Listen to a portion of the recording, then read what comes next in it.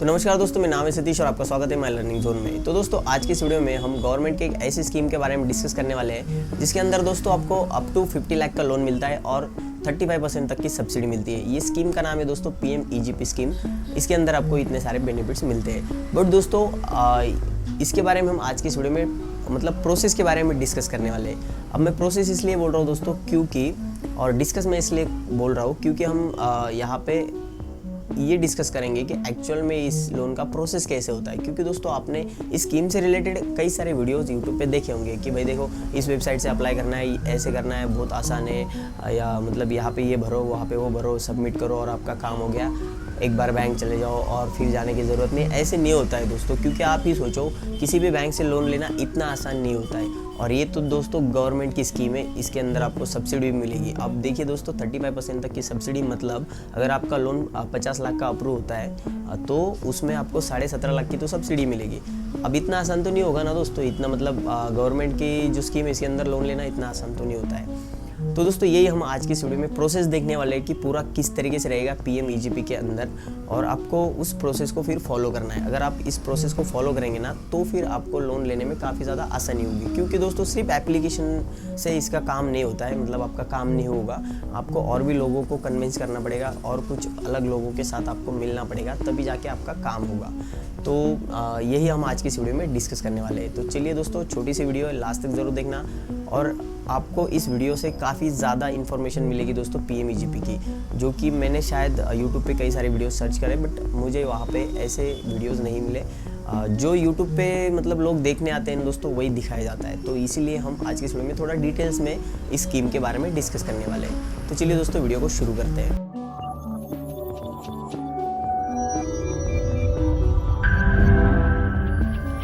तो सबसे पहले दोस्तों PMEGP स्कीम, इसका फुल फॉर्म होता है prime minister's employ generation programme. इसके तहत दोस्तों ये लोन दिया जाता है इस स्कीम के अंदर में। अब दोस्तों इस स्कीम के अंदर में आपको अप टू 50 लाख का लोन मिलता है विथ 35% सब्सिडी। बट दोस्तों सब्सिडी 35% तक जो मिलती है ना, उसमें भी कुछ कंडीशंस है, मतलब सभी को 35% तक की सब्सिडी नहीं मिलती है। तो किन को कितनी % सब्सिडी मिलेगी ये हम पहले समझ लेते हैं। तो इसमें दो कैटेगरीज गवर्नमेंट ने की है दोस्तों, एक जनरल और एक स्पेशल। तो यहाँ पे आप देखेंगे दोस्तों जनरल कैटेगरी के अंदर में जो लोग आते हैं उनको क्या सब्सिडी मिलेगी ये हम आगे देखेंगे। और दोस्तों स्पेशल कैटेगरी के अंदर जो लोग आते हैं वो यहाँ पे आपके सामने, जैसे कि SC, ST, OBC, minority, women's, differently abled, NER, ex serviceman, ये जो लोग हैं ना दोस्तों ये स्पेशल कैटेगरी के अंदर आएंगे। अब दोस्तों यहाँ पे देखिए इसमें भी दो टाइप के आपको सब्सिडीज़ मिलेंगी। जैसे कि आपकी जो कैटेगरी है वो जनरल है या स्पेशल है, वो एक आपको देखना है। अब उसके ऊपर डिपेंड करेगा कि आपको कितनी % सब्सिडी मिलेगी। और दूसरा है दोस्तों आपका जो प्रोजेक्ट का लोकेशन है वो अगर अर्बन में है या फिर रूरल में है। अगर अर्बन में है दोस्तों तो जनरल कैटेगरी के अंदर अगर आप आते हैं और अर्बन में आपका प्लांट जो है वो आप लगाने वाले हो तो उसके अंदर आपको 15% की सब्सिडी मिलेगी, ठीक है। दूसरा है दोस्तों कि अगर आप रूरल के अंदर में हो तो फिर जनरल में हो और रूरल में हो तो फिर आपको 25% तक की सब्सिडी मिलेगी। मतलब जनरल कैटेगरी, अर्बन एरिया और रूरल एरिया। तो जनरल कैटेगरी में अर्बन एरिया में अगर आपका प्लांट है, मतलब आपका जो बिजनेस है वो आप सेटअप करने वाले हो तो फिर 15% की सब्सिडी मिलेगी। अगर रूरल के अंदर में लगा रहे हो तो फिर 25% की सब्सिडी मिलेगी। अब यही अगर दोस्तों स्पेशल कैटेगरी के अंदर आते हैं, मतलब आप जो है वो इस कैटेगरी में आते हैं स्पेशल कैटेगरी में, तो फिर अगर अर्बन के एरिया में आप आपका प्लांट लगा रहे हो, मतलब आपका जो बिजनेस है वो सेटअप कर रहे हो, तो फिर आपको 25% की सब्सिडी मिलेगी। और जो मैक्स सब्सिडी मिलती है फिर वो रूरल के लिए मिलती है, मतलब 35% की सब्सिडी स्पेशल कैटेगरी में जो लोग आते हैं उनके लिए मिलेगी। और वो भी अगर रूरल जो एरिया है उसके अंदर, मतलब ग्रामीण के अंदर अगर आप आपका बिजनेस सेटअप कर रहे हो तो मैक्सिमम जो सब्सिडी है वो 35% तक मिलेगी। इतनी बात ठीक है। अब दोस्तों यहाँ पे ये बात आपको क्लियर हो गई कि 35% की सब्सिडी किसको मिलेगी, 25% की किसको मिलेगी, 15% की किसको मिलेगी। तो अब हम यहाँ पे देखेंगे दोस्तों कि एलिजिबिलिटी क्राइटेरिया क्या है। हमें यहाँ पे देखना होगा कि हम इस कैटेगरी के अंदर आते हैं कि नहीं, क्योंकि दोस्तों ये लोन सबके लिए नहीं है। तो किन के लिए वो हम यहाँ पे देखेंगे। जैसे कि आप देखेंगे दोस्तों यहाँ पे एज का क्राइटेरिया है, एक तो कि आपकी जो एज है वो 18+ रहनी चाहिए, मतलब 18 साल से ज़्यादा रहनी चाहिए आप। दूसरा है कि इनकम, मतलब नो इनकम सेलिंग, तो आपकी कोई इनकम कितनी भी हो उससे कोई मैटर नहीं करता है, आप यहाँ पे अप्लाई कर सकते हो।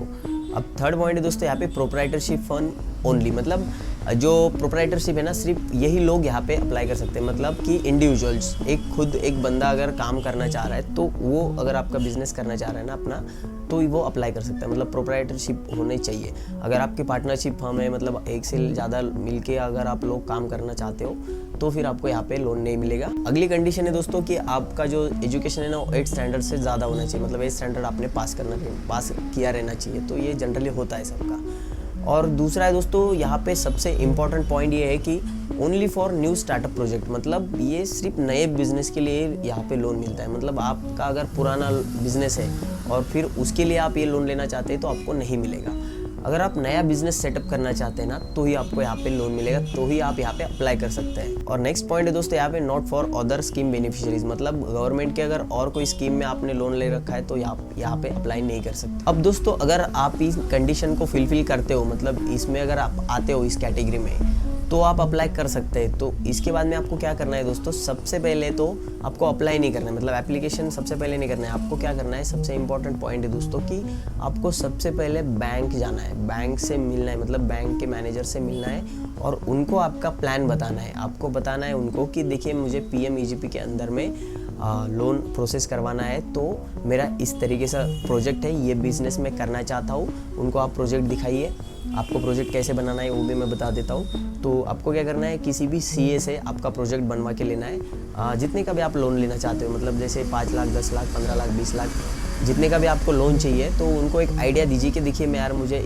ऐसे ऐसे बिज़नेस करना है, तो मुझे इतना खर्चा लगने वाला है इस चीज़ के लिए, मतलब मैं यहाँ से माल उठाऊँगा, वहाँ पे लगाऊंगा, वहाँ पे मैं मतलब शॉप लूँगा, गोडाउन लूँगा, जो भी होगा आपका पूरा आप स्ट्रक्चर उनको बताइए CA को। फिर वो उस हिसाब से आपका एक प्रोजेक्ट बनवा के देंगे कि देखिए इन्हें 20 लाख रुपए की ज़रूरत है, ठीक है। उसके अंदर में आपका भी कंट्रीब्यूशन रहना चाहिए, ठीक है। 5 या 10% कुछ लगता है, वो मैं आपको आगे बताऊंगा, मुझे इतना मतलब आइडिया नहीं आ रहा है, बट 5 या 10% का आपका कंट्रीब्यूशन तो रहना ही चाहिए। मतलब अगर आप 20 लाख का लोन ले रहे हो ना, मतलब आपको 20 लाख का लोन अगर मतलब आपका अगर प्रोजेक्ट 20 लाख का है ना, तो फिर उसमें से मिनिमम 2 या 3 लाख 4 लाख तो आपका खुद का रहना चाहिए ना। आप पूरा पैसा लोन में उठा के तो बिजनेस नहीं करेंगे, तो ये चीज़ है। तो आपका जो प्रोजेक्ट है ना, वो पहले बैंक में लेके जाओ, डायरेक्ट बैंक में नहीं जाना है, आपको पहले प्रोजेक्ट बनवाना है CA से। उसके बाद आपकी जो बैंक है ना, वहाँ पे जाना है, जहाँ पे भी आपका अकाउंट है, एक से ज़्यादा बैंक में हो सकता है, तो आप वहाँ पे चले जाइए।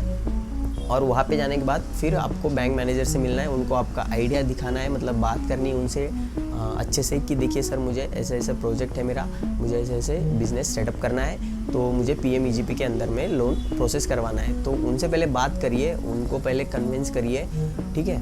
क्योंकि कई बार ऐसे देखा गया है दोस्तों कि बैंक मैनेजर है ना, मतलब इतना भाव नहीं देते या फिर ज़्यादा भाव खाते हैं, ऐसे आप समझ सकते हो। ये क्योंकि यार ये चीज़ आपको यूट्यूब पे ज़्यादातर कोई बताएगा नहीं, बट मैं आपको सीरियसली बता रहा हूँ। लोग तो ऐसे बता देते हैं कि हाँ बैंक चले जाओ आपका काम हो जाएगा। क्योंकि दोस्तों वैसे तो RBI ने यहाँ पे क्लियरली बता के रखा है बैंक को कि PMEGP के अंदर आपको लोन प्रोसेस करवाने के लिए ज़्यादा मतलब प्रायोरिटी देनी है अदर लोन के साथ साथ, क्योंकि बैंक अपना खुद का भी तो लोन यहाँ पे प्रोवाइड करती है। बट अगर PMEGP के अंदर कोई यहाँ पे अप्लाई करने के लिए आ रहा है ना, तो उन्हें प्रायोरिटी पे रखना है, ये RBI ने बोल के रखा है बैंक को। बट फिर भी बैंक मैनेजर है ना, यहाँ पे ज़्यादा मतलब ध्यान नहीं देते, तो उन्हें आपको पहले मैनेज करना है, ठीक है। मैनेज वर्ड शायद सही नहीं होगा, बट आप आपके हिसाब से उन्हें आपका जो प्रोजेक्ट है वो बता दीजिए। और उसके बाद फिर आपको क्या करना है, PMEGP पोर्टल से अप्लाई करना है। अब मैं आपको यहाँ पे PMEGP का पोर्टल दिखा देता हूँ। तो देखिए दोस्तों, इस तरीके का पोर्टल होता है, prime minister's employment generation programme. तो यहाँ पे आप देखेंगे दोस्तों एप्लीकेशन फॉर न्यू यूनिट, तो यहाँ पे एक ही ऑप्शन है एप्लीकेशन फॉर न्यू यूनिट। इसका मतलब यही हुआ कि आपको सिर्फ न्यू यूनिट के लिए, मतलब न्यू जो आपका बिजनेस होगा ना, उसी के लिए आप यहाँ पे अप्लाई कर सकते हैं PMEGP के अंदर, ठीक है। और दूसरा दोस्तों रजिस्टर्ड एप्लीकेंट, मतलब एक बार आपने यहाँ पे अप्लाई कर लिया तो आपको पास में एक यूज़र ID पासवर्ड रहेगा, जिससे आप फिर पे लॉगिन करके देख सकते हैं फर्दर जब भी आपको मतलब कुछ यहाँ पे देखना है तो कि आपका लोन का स्टेटस क्या है, कहाँ तक पहुँचा है, ठीक है। और थर्ड दोस्तों यहाँ पे ऑप्शन है कि एप्लीकेशन फॉर एग्जिस्टिंग यूनिट, मतलब आपका जो लोन है ना, एक बार PMEGP के अंदर में हो गया है और आपको फिर से उसे बढ़वाना है, मतलब उस लोन को आगे और बढ़ाना है आपका जो बिज़नेस है उसके लिए, तो फिर आप यहाँ पे अप्लाई कर सकते हैं। बट अगर दूसरी कोई स्कीम में लोन ले रखा है, पुराना बिजनेस है आपका, तो आप यहाँ पे नहीं अप्लाई कर सकते। जो आपने नया बिजनेस सेटअप किया था उस टाइम पे अगर आपने PMEGP का लोन लिया था और उसी को आपको आगे बढ़ाना है, तो फिर आप यहाँ पे अप्लाई कर सकते हैं, ठीक है। और ये नीचे वाला होता है जो ऑफिशियल के लिए होता है, तो तीन यहाँ पे ऑप्शन है। तो यहाँ पे अगर आप अप्लाई पे जाएंगे सबसे पहले वाला ऑप्शन पे, तो यहाँ पे देखिए दोस्तों ये फॉर्म होता है भरने का। तो ज़्यादा बड़ा फॉर्म नहीं होता है, बस आपको इसको भरना होता है। इतने डिटेल्स यहाँ पे लगभग 22-23 पॉइंट है, जिसमें ज़्यादातर बेसिक की डिटेल्स है, ज़्यादा कुछ है नहीं। जैसे आधार कार्ड का नंबर है, दूसरा अगर आधार कार्ड आपके पास में नहीं है तो एनरोलमेंट आईडी आप यहाँ पे डाल सकते हैं, ऐसा है। फिर नाम, आपका नाम यहाँ पे आएगा, फिर स्टेट आएगा, डिस्ट्रिक्ट आएगा, मतलब बेसिक से डिटेल्स है, ज़्यादा कुछ है नहीं। आपकी सोशल कैटेगरी, और अगर आपको इसमें कुछ समझ नहीं आ रहा है ना, तो यहाँ पे आप देखेंगे सारे डिटेल्स यहाँ पे लिखे हैं पॉइंट कि किस चीज़ का क्या मतलब होता है, वो आप यहाँ पे देख सकते हो। इससे रिलेटेड आपको वीडियो यूट्यूब पे मिल जाएगा, ठीक है। फिर भी मैं आपको थोड़ा सा यहाँ पे ओरली दिखा दे रहा हूँ कि क्या चीज़ होती है, कैसे एप्लीकेशन होता है। इम्पॉर्टेंट पॉइंट होता है दोस्तों यहाँ पे, इसमें एक तो EDP ट्रेनिंग होता है जो कि आपको लेना होता है। कई लोग आपको बताएंगे दोस्तों कि नहीं भी लिए तो चलेगा, बट ऐसा नहीं है, उसका कुछ कंडीशन है, वो मैं आपको मेन पॉइंट होता है दोस्तों यहाँ पे आपको डालना होता है जो आपका प्रोजेक्ट है ना, प्रोजेक्ट का डिटेल्स डालना होता है 19 नंबर पे। 19 नंबर पे आपको देना है आपकी जो प्रोजेक्ट की कॉस्ट है वो क्या है। तो इसलिए क्या करना है, आपको सबसे पहले प्रोजेक्ट बनवाना है, ठीक है। उसके बाद में बैंक्स को जाके दिखाना है, उनको कन्विंस करना है। अगर वो बोलेंगे आपको, मतलब वो कन्विंस हो गए कि देखिए हाँ आप कर दीजिए एप्लीकेशन, हम देख लेंगे या फिर हम करवा देंगे, तो फिर आपको आगे यहाँ पे आके एप्लीकेशन करवाना है। क्योंकि अगर आप ऐसा नहीं करेंगे ना दोस्तों, तो आपको काफ़ी परेशानी होगी, क्योंकि आपको फिर वो एप्लीकेशन रिजेक्ट हो जाएगा। अगर आपका जो प्रोजेक्ट है ना वो बैंक मैनेजर को पसंद नहीं आया, उसको ठीक नहीं लगा है ना, तो वो कैंसिल कर देगा, तो आपको फिर से यही सब प्रोसेस करते बैठना पड़ेगा। तो सबसे पहले क्या करना है, बैंक को अप्रोच करना है। आप उस कैटेगरी में आते हो, वो पहला हमने पॉइंट देखा था। उसके बाद में आपको बैंक जाना है, बैंक को मतलब बैंक में जाके मैनेजर से बात करनी है, और उसके बाद में फिर आपको यहाँ पे अप्लाई करना है आके, ठीक है। तो ऐसा है। तो इसके लिए आपको 2 लोगों को मिलना है बाहर, एप्लीकेशन के बाहर, एक तो बैंक मैनेजर और दूसरा CA, ठीक है। तो प्रोजेक्ट के लिए CA और उसी प्रोजेक्ट को दिखाना है बैंक मैनेजर को। हाँ, तो यही चीज़ है, बाकी कुछ नहीं है, बस इतना डाल के आप सेव कर सकते हैं अपने एप्लीकेशन को, ठीक है। बस यही है, इतना ही आपको ये फॉर्म भरना होता है, और बाकी EDP ट्रेनिंग वगैरह मैं आपको बता दूंगा आगे कैसे है। तो ये ठीक है, ये हो गया।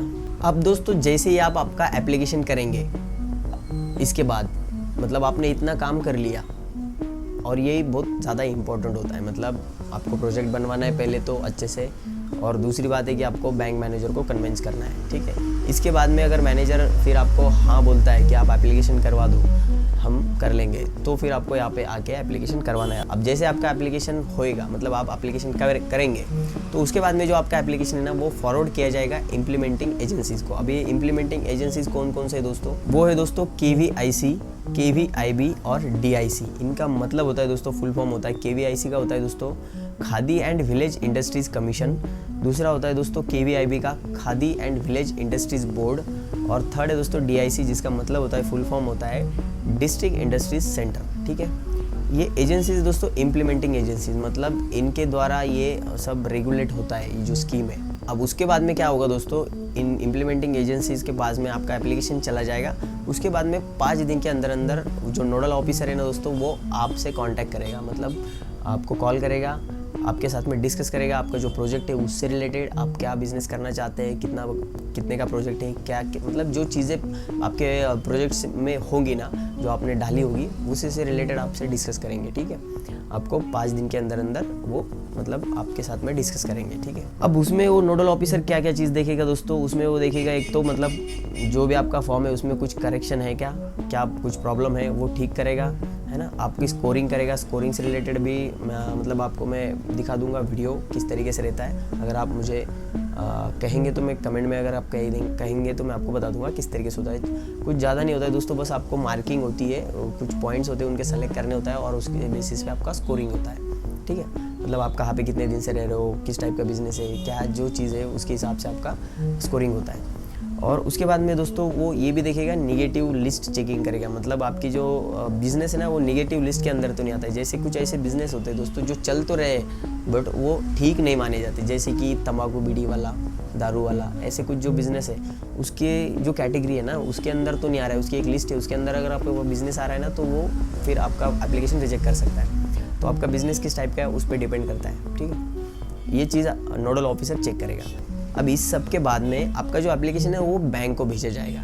तो इसीलिए मैंने दोस्तों आपको सबसे पहले बताया कि आपको क्या करना है, सबसे पहले आपको बैंक मैनेजर को पकड़ना है। ठीक है, क्योंकि आप एप्लीकेशन करेंगे, वो एप्लीकेशन जाएगा इम्प्लीमेंटिंग एजेंसीज के पास, वहाँ से नोडल ऑफिसर उसको देखेगा, जो भी ये चीज़ें चेक करेगा और उसको सब ठीक लगेगा तो फिर वो क्या करेगा, जो आपने बैंक वहाँ पे सेलेक्ट किया ना एप्लीकेशन फॉर्म मतलब भरने के टाइम पे कि भाई मुझे किस बैंक से ये लोन चाहिए, तो उस बैंक को ये एप्लीकेशन सेंड किया जाएगा। ठीक है, अब इसके बाद में क्या होगा दोस्तों, आपका लोन जो है ना वो सैंक्शन हो जाएगा और सैंक्शन की जो एक कॉपी है ना ये इम्प्लीमेंटिंग एजेंसीज के पास में जाएगी, एक आपको मिलेगी और इसके साथ ही में दोस्तों एक कॉपी जो है ना वो ईडीपी पोर्टल के पास चली जाएगी। ईडीपी पोर्टल क्या होता है दोस्तों, ये एक ट्रेनिंग के लिए पोर्टल है, मतलब आप जो बिजनेस करने वाले हैं ना उसके रिलेटेड आपको एक ट्रेनिंग करनी पड़ेगी, तो उसकी कुछ कंडीशन है वो मैं आपको बताऊंगा। तो ये जो ट्रेनिंग है ना वो आपको करनी पड़ेगी, उस पोर्टल पे भी आपका जो सैंक्शन लेटर का जो सैंक्शन लेटर है ना आपका लोन का वो चला जाएगा। ठीक है, इसका मतलब होता है दोस्तों ईडीपी का फुल फॉर्म होता है दोस्तों एंटरप्रेन्योरशिप डेवलपमेंट प्रोग्राम। तो इस प्रोग्राम के अंदर में आपको ट्रेनिंग करनी पड़ती है जो भी आपका बिजनेस रहेगा उससे रिलेटेड। अब ईडीपी ट्रेनिंग से रिलेटेड कुछ पॉइंट समझ लेते हैं दोस्तों, जैसे कि यहाँ पे देखेंगे आप ईडीपी ट्रेनिंग आपको कब करनी पड़ेगी या फिर मैंडेटरी है नहीं है। तो देखिए दोस्तों, अगर आपका जो प्रोजेक्ट है ना वो 5 लाख से ज़्यादा है तो फिर यहाँ पे मतलब जो ईडीपी ट्रेनिंग है वो 2 टाइप की होती है, एक तो ऑफलाइन होगी या फिर ऑनलाइन होगी। तो इसमें क्या कंडीशन है दोस्तों कि अगर आपकी जो प्रोजेक्ट है ना, आपकी जो प्रोजेक्ट कॉस्ट है वो 5 लाख से ज़्यादा है ना, तो फिर आपको ऑफलाइन अगर आप ट्रेनिंग लेनी चाहते हो तो फिर आपको 10 दिन की लेनी पड़ेगी, और अगर आप ऑनलाइन लेनी चाहते हो तो फिर आपको 60 आवर्स की ट्रेनिंग लेनी पड़ेगी ऑनलाइन। ठीक है, और अगर आपका जो प्रोजेक्ट है ना वो 5 लाख तक है, मतलब 2 लाख से लेके 5 लाख तक है ना, तो फिर आपको जो ट्रेनिंग है वो आधी हो जाएगी, मतलब 5 के ऊपर के लिए 10 दिन और 60 घंटे ऑफलाइन ऑनलाइन, या फिर 5 लाख तक है 3 से लेके 5 लाख तक तो फिर 5 दिन या फिर 30 घंटे। और अगर आपका जो प्रोजेक्ट है वो अप टू 2 लाख है, मतलब 2 लाख तक का ही आपका प्रोजेक्ट है, तो तब आप अगर ईडीपी ट्रेनिंग नहीं करेंगे तो भी चलता है। ठीक है, अदरवाइज़ आपको ईडीपी ट्रेनिंग करनी कंपलसरी है, और जैसे आप ईडीपी ट्रेनिंग कंप्लीट करेंगे ना दोस्तों तो फिर आपको कुछ इस तरीके का सर्टिफिकेट मिलेगा, एंटरप्रेन्योरशिप डेवलपमेंट प्रोग्राम ईडीपी। तो ये अलग अलग हो सकता है स्टेट वाइज, जहाँ पे आपकी ट्रेनिंग होगी उस हिसाब से आपका सर्टिफिकेट बनेगा, बट कुछ इस तरीके का ही होता है। इसके बाद टाइम आता है दोस्तों आपके लोन डिसबर्समेंट का। तो ये पूरा प्रोसेस होने के बाद आपका लोन डिसबर्स हो जाएगा। अब जैसे ही दोस्तों आपका लोन प्रोसेस हो जाता है ना, उसके बाद में बैंक क्या करेगा, केवीआईसी को इन्फॉर्म करेगा कि भाई देखो हमने इस पर्टिकुलर बंदे को पीएमईजीपी के अंदर में इतना लोन दे दिया है। ठीक है, जितना भी आपका लोन का अमाउंट होगा ये इन्फॉर्म करेगा केवीआईसी को।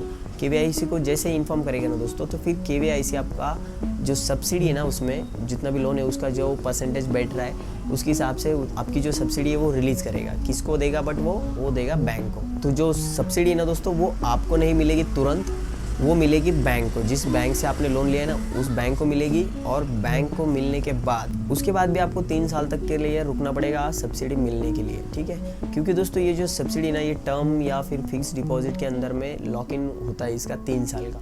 3 साल तक आपको ये सब्सिडी नहीं मिलेगी और ना ही इस पर आपको इंटरेस्ट मिलेगा। ठीक है, जैसे अगर आपका कोई मतलब और एफडी होती है बैंक में तो उसके ऊपर आपको बैंक इंटरेस्ट देती है, बट दोस्तों इसके ऊपर आपको इंटरेस्ट नहीं मिलेगा।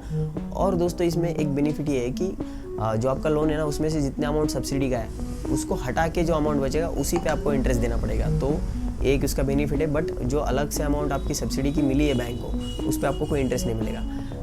ये देखा जाएगा, मतलब बैंक ये देखेगी कि आपका जो प्रोजेक्ट है ना उसको 3 साल कंप्लीट हुए कि नहीं हुए, मतलब सब्सिडी देने के लिए आपके अकाउंट में आने के लिए सब्सिडी ये देखा जाएगी कि आपकी जो प्रोजेक्ट है मतलब उसका 3 साल होने चाहिए।